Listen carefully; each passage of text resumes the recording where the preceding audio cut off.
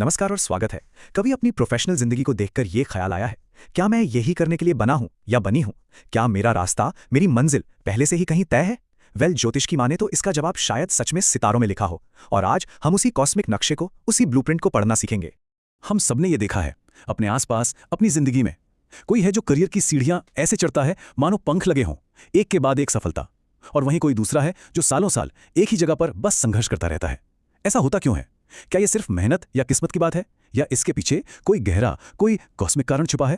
इन सारे सवालों का जवाब, हाँ, इन सभी मुश्किल सवालों का जवाब हमारी जन्म कुंडली के एक बहुत ही खास हिस्से में छुपा हो सकता है।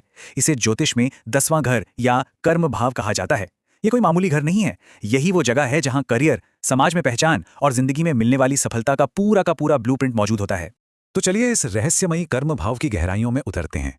लेकिन इससे पहले कि हम ये देखें कि ये हमारी जिंदगी को कैसे बदल सकता है, ये समझना बेहद जरूरी है कि आखिर ये 10वां घर है क्या, और इसे कर्म का घर ही क्यों कहते हैं। इसका मतलब क्या है?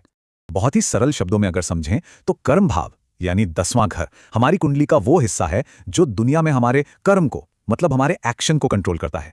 अब यहां एक बात पर ध्यान देना बहुत जरूरी है। ये सिर्फ हमारी 9 से 5 की नौकरी के बारे में नहीं है। नहीं, ये हमारे पूरे करियर, हमारे प्रोफेशन और समाज में हमारी पहचान को तय करता है। मतलब दुनिया हमें किस रूप में जानेगी, किस नाम से पहचानेगी, ये सब कुछ 10वां घर ही तय करता है। और इसका दायरा बहुत ही ज्यादा बड़ा है। ये हमारे करियर का रास्ता तय करता है कि हम किस दिशा में जाएंगे। ये हमारी नौकरी या प्रोफेशन को दिखाता है। समाज में हमारा स्टेटस क्या होगा, हमारा रुतबा क्या होगा, ये भी यहीं से तय होता है। और तो और, क्या हमें प्रसिद्धि मिलेगी, क्या हम फेमस होंगे, इसकी संभावना भी यहीं छिपी है।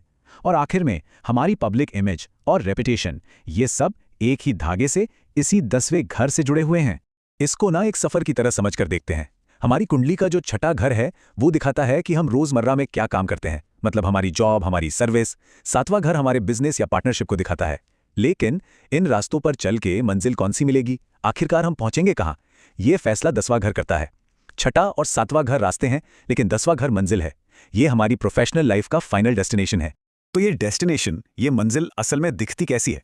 चलिए अब जरा ये देखते हैं कि 10वें घर का असर हमारी जिंदगी के असली नतीजों पर, मतलब हमारे करियर, हमारी शोहरत और हमारी किस्मत पर कैसे पड़ता है। क्योंकि ये सिर्फ थ्योरी नहीं है, इसका असर हम सब अपनी जिंदगी में हर रोज महसूस करते हैं। यहां एक सीधा और साफ फर्क देखने को मिलता है, जमीन आसमान का फर्क। अगर किसी की कुंडली में 10वां घर मजबूत है तो करियर को लेकर एक क्लैरिटी होगी, एक स्पष्टता होगी। पता होगा कि कहां जाना है, क्या करना है। ग्रोथ तेजी से होगी, प्रमोशन मिलेंगे और समाज में इज्जत और रुतबा हासिल होगा। वहीं दूसरी तरफ अगर यही घर कमजोर है तो करियर में हमेशा एक कन्फ्यूजन, एक भ्रम बना रहेगा। बार बार नौकरी बदलनी पड़ेगी और ऐसा लगेगा जैसे एक न खत्म होने वाला संघर्ष चल रहा है। और ये असर सिर्फ ऑफिस की दीवारों तक ही नहीं रहता। एक मजबूत 10वां घर समाज में एक पहचान देता है, एक आवाज देता है। लोग काम की सराहना करते हैं, पहचानते हैं। जबकि एक कमजोर 10वें घर के कारण अक्सर मेहनत को नजरअंदाज कर दिया जाता है।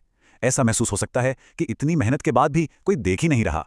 अपनी रेपुटेशन बनाने के लिए 2 गुनी तिगुनी मेहनत करनी पड़ सकती है। तो एक बड़ा सवाल उठता है जो हम सब कभी ना कभी सोचते हैं, हमारे लिए क्या बेहतर है, एक अच्छी स्टेबल नौकरी या अपना खुद का बिजनेस?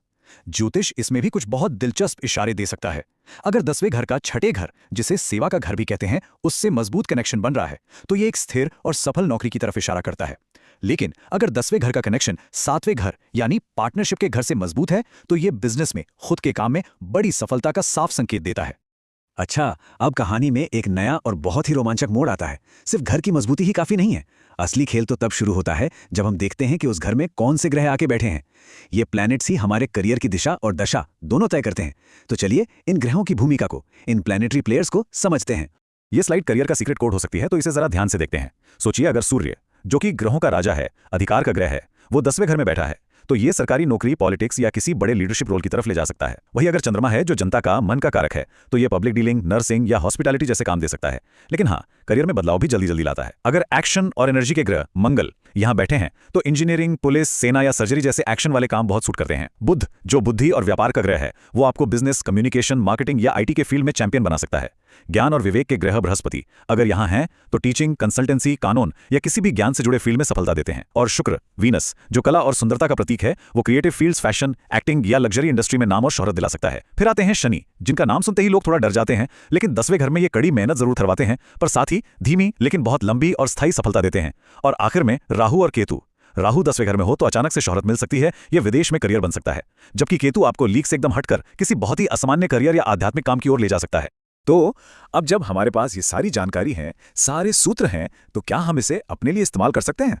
क्या हम खुद के करियर को डिकोड कर सकते हैं? जी हाँ, बिल्कुल।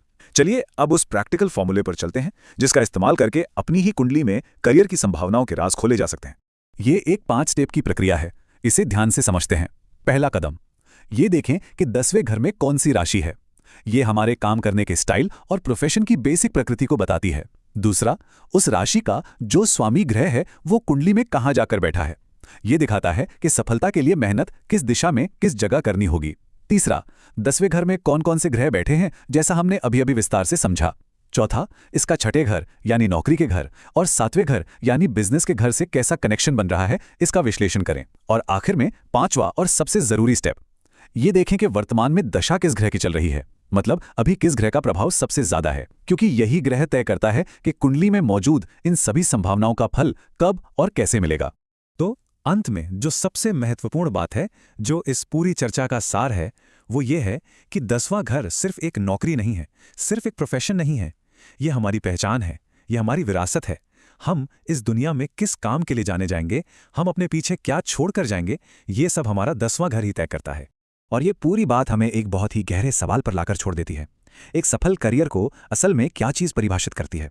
क्या ये सालों साल की स्टेबिलिटी है, एक सुरक्षित नौकरी है, या फिर एक ऐसी स्थायी विरासत है जो दुनिया के लिए हम पीछे छोड़ जाते हैं? इस पर विचार जरूर कीजिएगा।